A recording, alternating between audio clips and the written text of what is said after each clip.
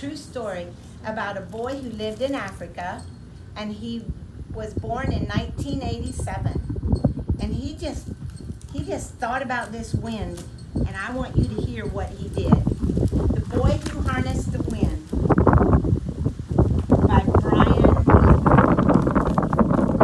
In a small village in Malawi, where people had no money for lights, nightfall came quickly and hurried poor farmers to bed. But for William, the darkness was best for dreaming. He dreamed of the building things and taking them apart, like the trucks with bottle cap wheels packed under his bed, and pieces of radios that he'd crack open and wonder, if I can hear the music, then where is the band? His grandpa's tales of magic also whispered in the pitch black of his room. Ghost dancers twirled around the room as if 100 men were inside. But nothing ever happened in his small little village. At dawn, in the fields, William scanned the maize rows for magic. And then he wondered, will a truck come by? How does the engine make it go?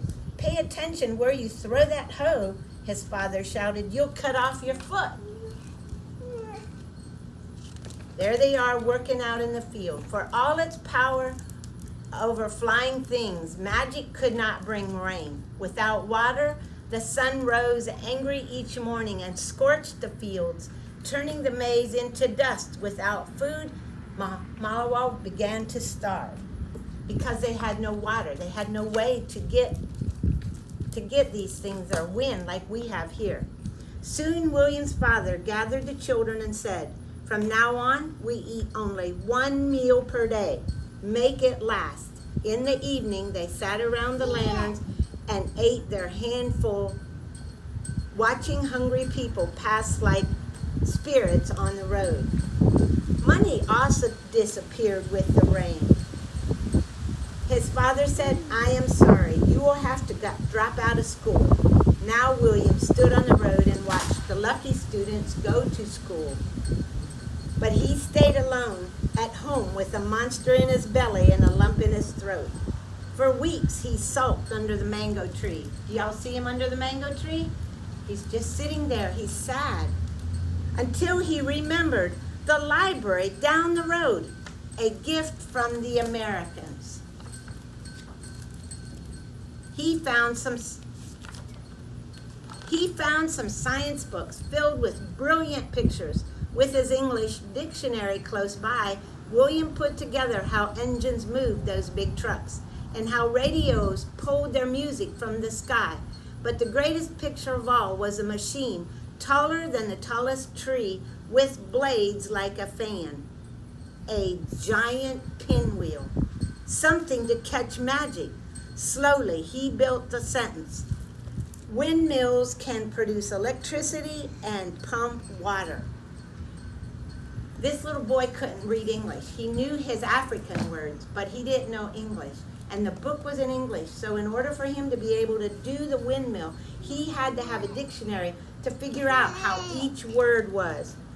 He closed his eyes and saw a windmill outstretched. You see the windmill over here? He's seen that windmill, pulling electricity from the breeze and bringing light to the dark valley. He saw the machine drawing cool water from the ground, sending it gushing through the thirsty fields, turning the maize tall and green. Even when farmers' prayers for rain went unanswered, the windmill was more than a machine. It was a weapon to fight hunger. Majeste Mafo, he whispered, I will build electric wind. In the junkyard, pieces appeared like rusted treasures in the tall grass. A tractor fan, some pipe, and bearings and bolts that required every muscle to move. Tonga, he shouted to the birds and spiders holding up his prize.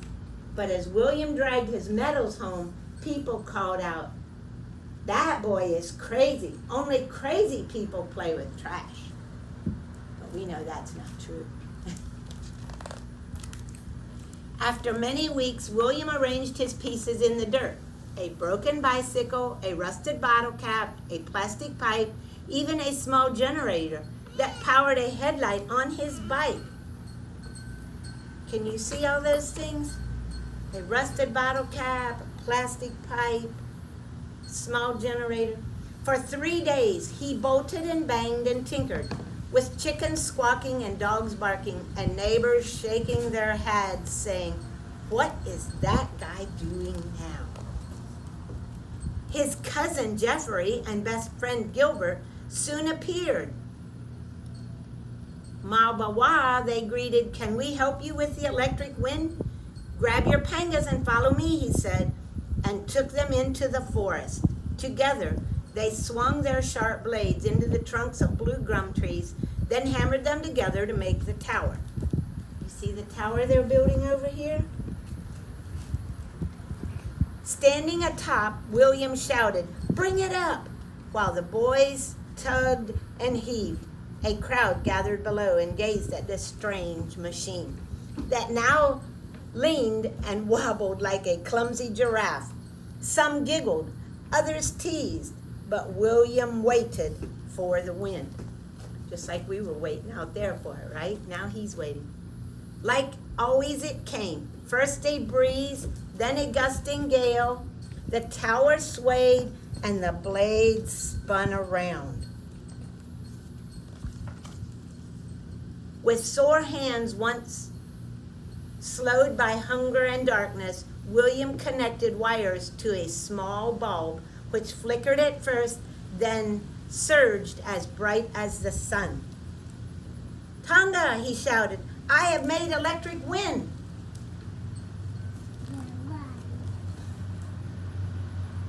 "Wachabawini," a man yelled. "Well done." As the doubters clapped and cheered, William knew he had just begun. Light could not fill empty bellies, but another windmill could soak the dry ground, creating food where once there was none. Magesti Amamfa, electric wind, can feed my country, William thought. And that was the strongest magic of all, that he could help all of his neighbors and all of his friends. And I just think it's so nice how he was created.